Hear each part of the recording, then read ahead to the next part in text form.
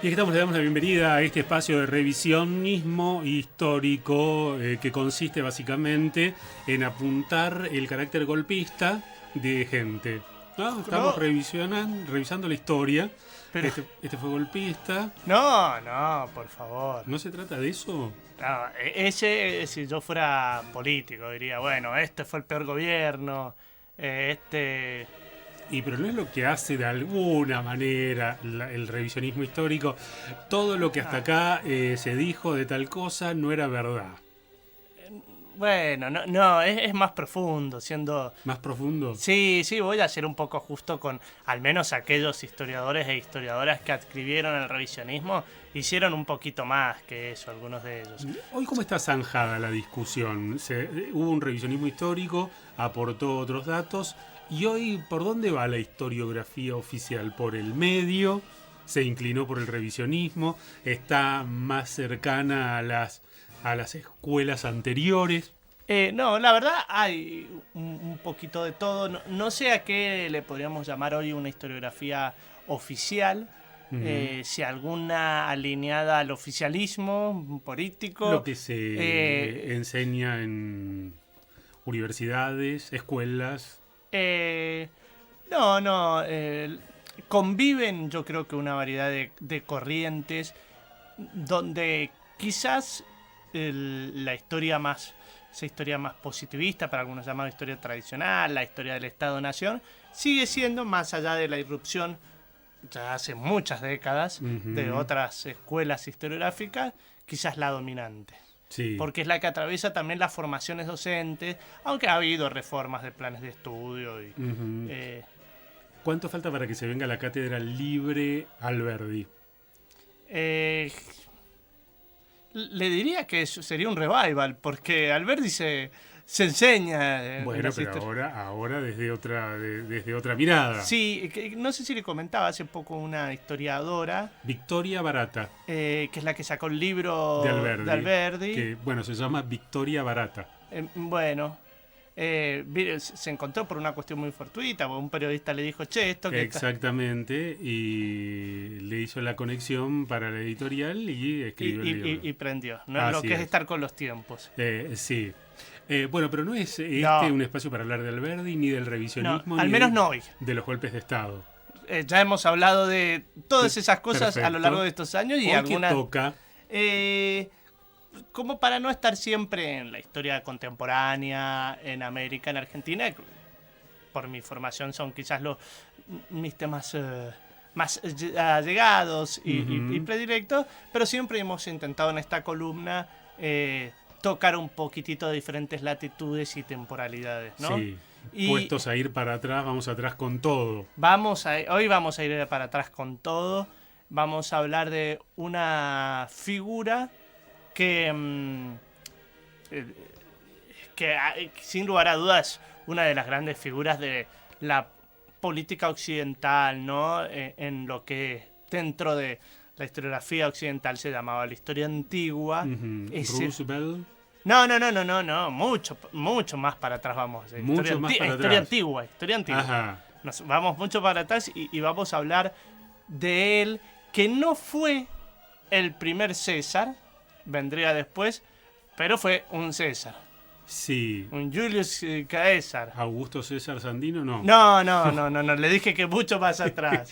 Estoy hablando hace poco de Sandino. Sí. En la cátedra de que trabajo. ¿Alguna comparación con el personaje de hoy? No, ninguna. Y el personaje de hoy es el conocidísimo Julio César. ¿Tú también, Bruto? Exactamente. Y Bruto le dijo, sí, ¿sabés que sí? ¿Sabés que sí? Idus de marzo. Los idus de marzo. Cuando hablamos de la muerte, hoy no vamos a hablar de la muerte de Julio César, vamos a hablar de algo parecido. Pero cuando hablamos alguna vez de la muerte, de los famosos idus de marzo, donde... Sí. Idus al cielus. Sí, al cielus. Sí, vaya a saber uno. Yo le recomendaba una novelita, porque no es muy grande, es chiquita, de un historiador y divulgador que trabajó mucho, es el que escribió Los Alexanders, que después hicieron película, mucho mejor los libros que la película, y él escribió un libro los idus de marzo.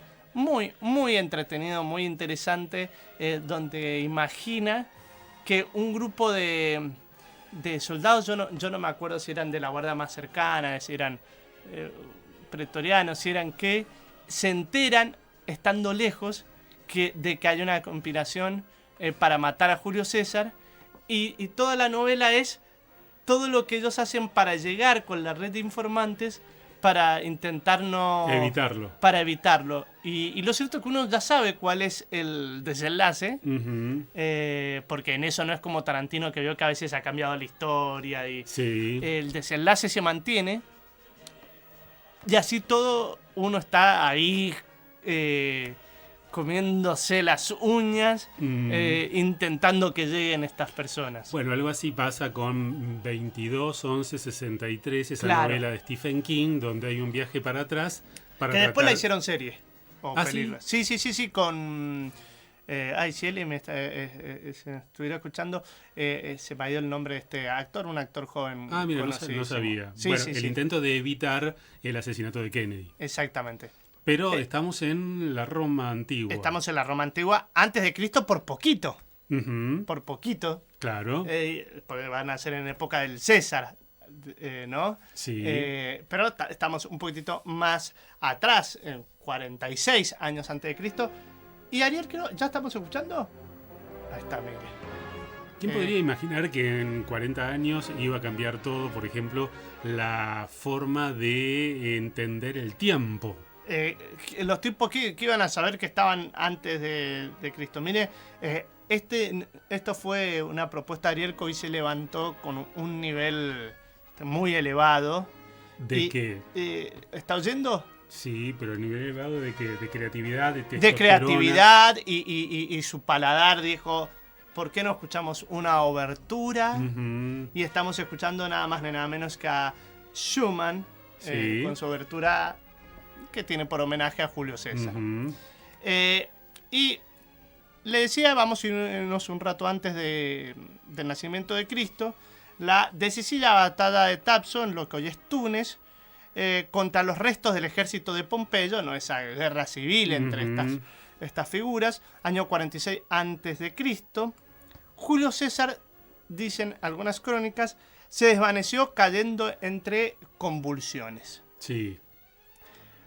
Los hombres, sus hombres, ¿no? Tuvieron que apartarlo, llevarlo a un fortín. Y el historiador griego Plutarco usó la palabra de este episodio como, muy griego, mire, epilépticos. Ujú. Un Y ataque de epilepsia. Y desde entonces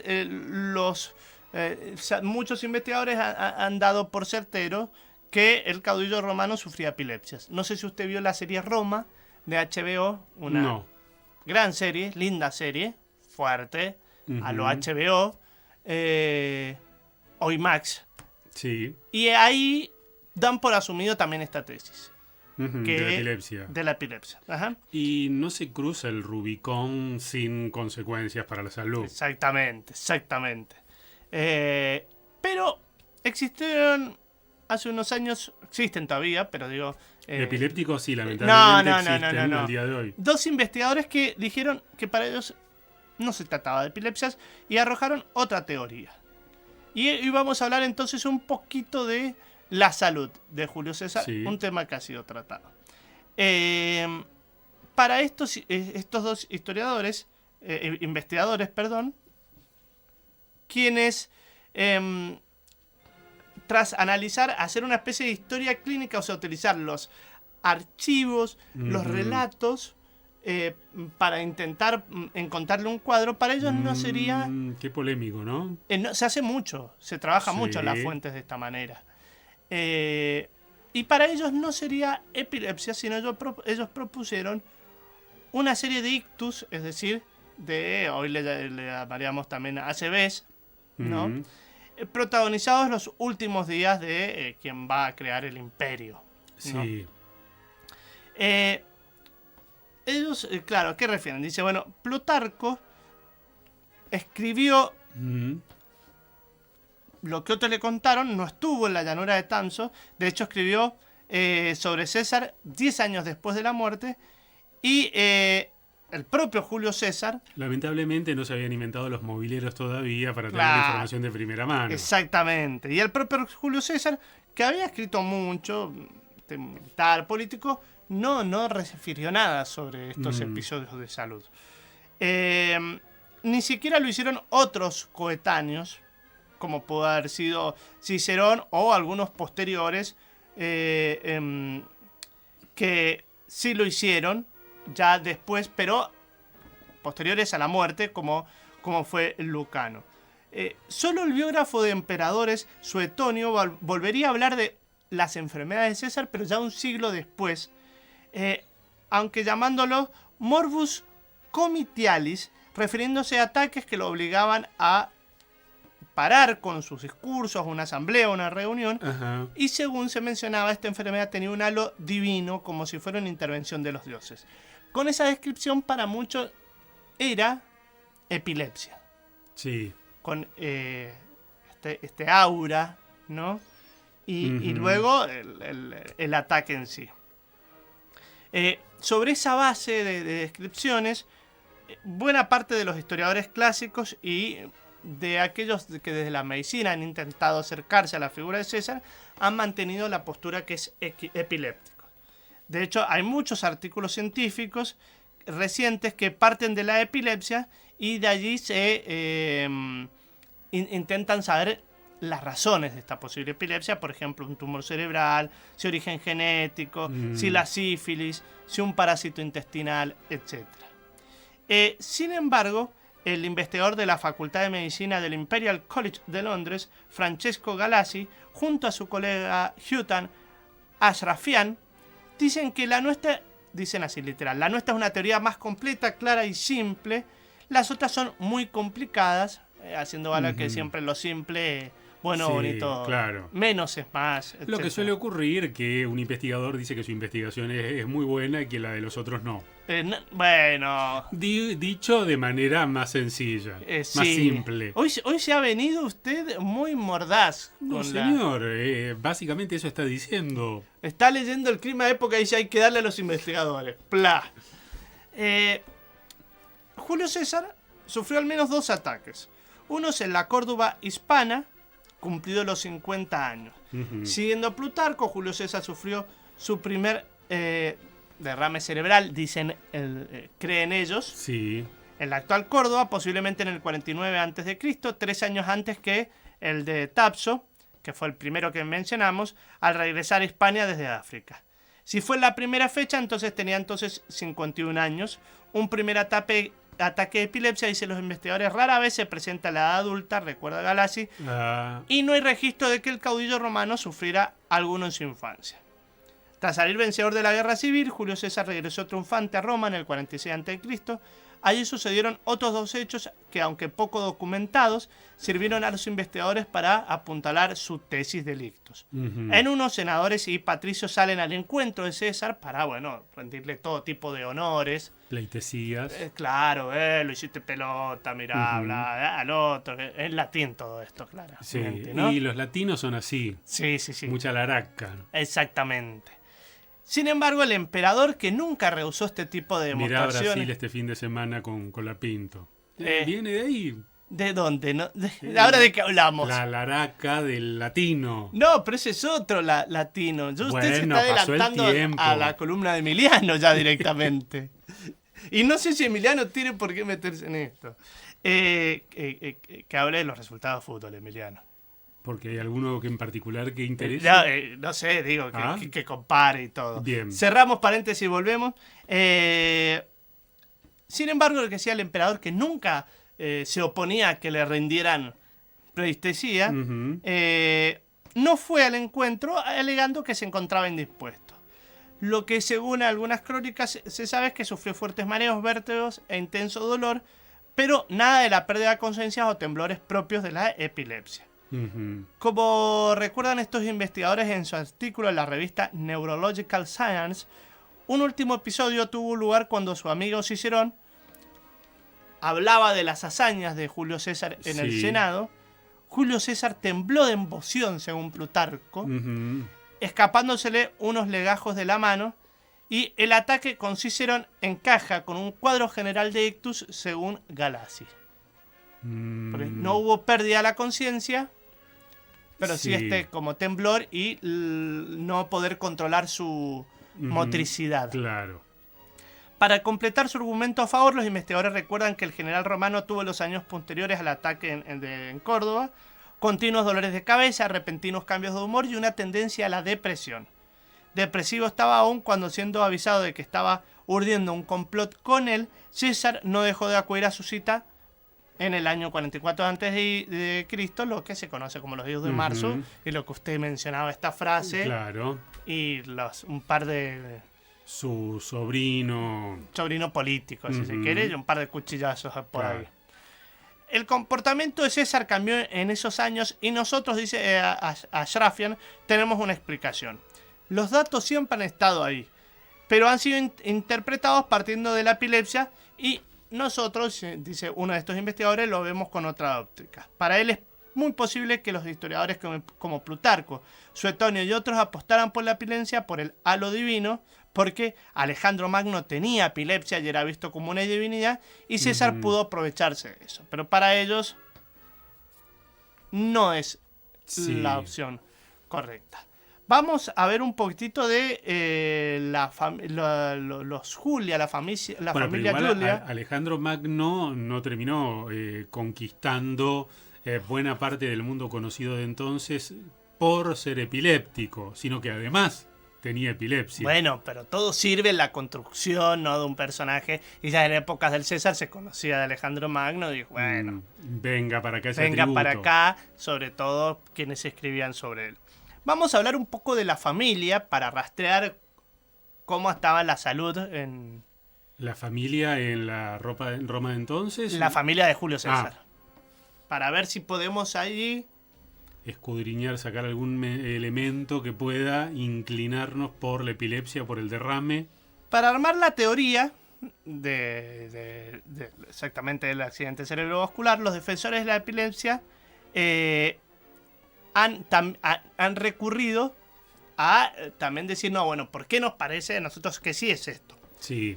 Han querido ver en la repentina muerte tanto del padre de Julio César como de su abuelo lo que hoy se conoce como SUDEP o muerte súbita, inexplicada del paciente epiléptico. Incluso hay quienes sostienen que Cesarión, el hijo que tuvo con Cleopatra, sufría de convulsiones. Sí. Y sería una epilepsia de origen genético. El emperador Calígula y Británico, el hijo asesinado del emperador Claudio, también tuvieron ataques epilépticos y los dos eran descendientes de la familia de Julio César. Pero, como recuerda Ashrafian y Galassi, no hay datos que señalen que Julia, la hermana de César, sufriera de epilepsia. En cuanto a Cesarión, el hijo, decíamos, de César y Cleopatra, dicen que es complicado comparar ambos casos, dado que apenas hay datos sobre el hijo que nunca oficialmente fue reconocido como hijo de Julio César. Además, recalcan estos investigadores, también pudo existir una predisposición genética al ictus, lo que explicaría la muerte de su padre y de su bisabuelo por un infarto. Dice, no hay manera de probar manera alguna de probar una teoría u otra. Esto ya lo dice frente a estas idas y vueltas, estas redes ideas, el neurólogo Richard McLachlan. El problema, dice el neurólogo, es que como refiere a otras investigaciones, no hay manera.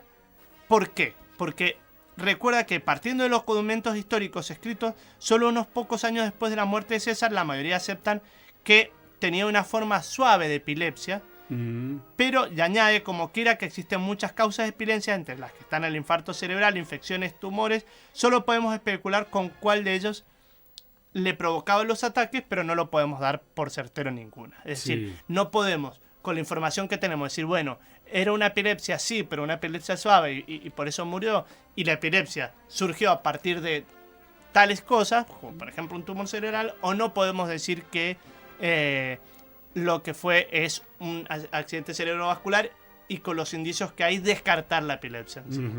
Básicamente no podemos decir gran cosa. Más que algún tipo de ataque tenía. McLachlan es de los que defienden, sí, igual con los datos que hay, él cree más certera la tesis de la epilepsia. Ujú. En un artículo publicado hace unos años aventuraba incluso su origen: neurocisticercosis, una enfermedad provocada por la tinea y que tiende a introducir ataques epilépticos. Este neurólogo canadiense no descarta, sin embargo, aunque él prefiere la idea de la epilepsia, la tesis de Ashrafian y Galassi, pero añade: en aquellos tiempos el riesgo de un ictus era probablemente menor que hoy y él no presentaba los factores de riesgos asociados al ictus. Sí. Él, porque vio que se han incrementado, mucho tiene que ver con la alimentación, el estrés de hoy, Ujú. algunas cuestiones ambientales que también se han incrementado. Sí, genéticas también. Exactamente. Lo que coinciden los investigadores en que solo una hábil utilización de la morbus comitialis pudo hacer que unos ataques que implicaran pérdida de control fueran vistos por aquellos que rodeaban a Julio César como el elegido por los dioses. Y eso es algo que solo lo pudo hacer alguien como Julio César, que era muy hábil en este tipo de estratagemas. Es decir, bueno, hoy diríamos, utilizó una debilidad Sí. como fortaleza. Y claro, como un hijo de los dioses no podía tener enfermedades tan ramplonas como la epilepsia.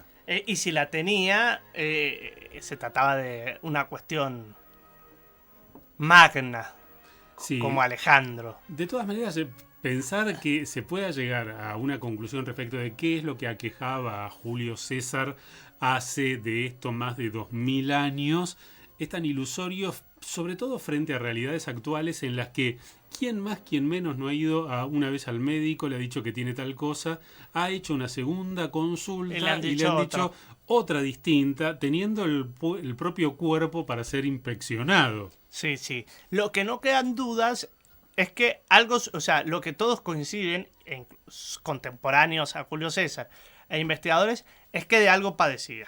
Sí. O sea, los temblores lo documentan más de uno, las indisposiciones, y por esto sí se ha generalizado que podría ser, que lo más cercano podría ser una epilepsia. Para los investigadores a los que nos referíamos, quizás no precisamente una epilepsia, sino Un derrame cerebral. derrames en diferentes instancias. Ujú. Hay que decirle, para quienes no conocían a Julio César, o que solo leyeron Asterix y Obelix y se enteraron de él por allí, que no Sí. murió de esto. Claro, eso para O sea, llevar toda esta tranquilidad. columna, claro. En toda realidad esta- están discutiendo sobre una enfermedad que ni siquiera fue determinante de los acontecimientos llevándose puesto. Murió a de Julio- política. de política. Sí, murió de ambición. Sí, Murió de complots. como Marco Antonio antes. Claro, exactamente. Este tipo... Pero, ¿qué dicen los investigadores? Él sabía que había un complot y así todo fue. Porque este tipo estaba depresivo y no Por la estaba en enfermedad. todo por los accidentes cerebrovasculares. Ah, entonces un poco y un poco. Bueno, la cosa es que el tipo asistió ahí al Senado, Ujú. a la cita, y Sí. ¡frac! Y le dieron por la espalda. Y le dieron, sí, exactamente. Vio esta imagen que se dice que se intentó taparse por una cuestión de Ujú. dignidad. Y después toda una historia que conocemos con la muerte de la República. Algunos lo ven a él como ese tránsito hacia la muerte de la República y su muerte Sí. como la muerte de la República. Ujú. Y ya después sí, Hasta que va a llegar Octavio, Octavio. conocido como Augusto. Sí, qué disgusto, César Augusto, ¿no?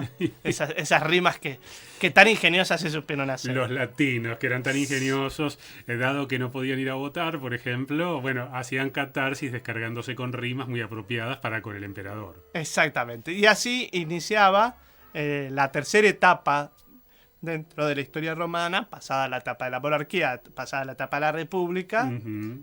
La del imperio. la del imperio, que también tendría algunas enfermedades. Se ha hablado, el tema de las enfermedades de los emperadores es un tema que se ha trabajado mucho, enfermedades psiquiátricas. Bueno, acá Ujú. hemos hablado de algunos, ¿no? De ellos. Calígula, Nerón. Heliogábalo Heliogábalo. hemos hablado, etcétera, etcétera, etcétera. Sí.